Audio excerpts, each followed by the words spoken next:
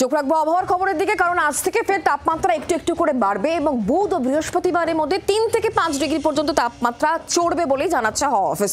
কলকাতায় পরিষ্কার আকাশ, বৃষ্টিপাতের সম্ভাবনা আপাতত নেই।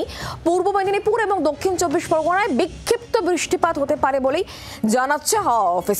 সার্বিকভাবে এই বিষয় নিয়ে আমাদেরকে আরও জানাবেন আমাদের সঙ্গে রয়েছেন আমাদের প্রতিনিধি অয়ন ঘোষাল। অয়ন, কি বলছে হাওয়া অফিস? কলকাতার ক্ষেত্রে কি বৃষ্টিপাতের সম্ভাবনা একেবারেই নেই? আর তাপমাত্রা এক ধাক্কা কি তাহলে এবার বাড়তে শুরু করবে?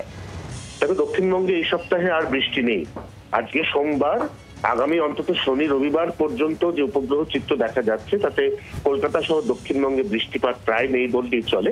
উত্তরবঙ্গের ক্ষেত্রে বৃষ্টিপাত আজ থেকে কমবে, কিন্তু শুক্রবার আবার উত্তরবঙ্গে একটা হাওয়া বদলের পূর্বাভাস রয়েছে, যেখানে 3 জেলাতে বজ্রবিদ্যুৎ সহ বৃষ্টির সঙ্গে দমকা ঝোড়ো হাওয়ার একটা পূর্বাভাস রয়েছে। সার্বিকভাবে 2 বঙ্গ, উত্তর এবং দক্ষিণ, সেখানে তাপমাত্রা বাড়বে, কারণ যে তাপমাত্রা কমতে কমতে স্বাভাবিকের থেকে প্রায় 9 ডিগ্রি নিচে চলে গিয়েছিল, সেই তাপমাত্রা ইতিমধ্যেই প্রায় 5 ডিগ্রির কাছাকাছি বেড়েছে, আরো 4 ডিগ্রি বাড়বে। কিন্তু বাড়ার পরেও সেই তাপমাত্রা স্বাভাবিকের ঘরে থাকবে, যার অর্থ হচ্ছে যে মনোরম বসন্তের পরিবেশ এই গোটা সপ্তাহটাই সাস্টেন করবে। আগামী সপ্তাহ থেকে, বিশেষ করে এপ্রিল মাসের শুরু থেকে, আবারও পারদ চড়তে চড়তে এমন জায়গায় যাবে যেখানে উষ্ণতা বা গরম অনুভূত হবে। তার আগে কিন্তু রাজ্যে আর নতুন করে কোনো দুর্যোগ বা বৃষ্টিপাতের পূর্বাভাস তেমন ভাবে নেই বলেই মনে করছে আলিপুর আবহাওয়া দপ্তর। বাংলার আওয়াজ, বাঙালির আবেগ, জি 24 ঘন্টা।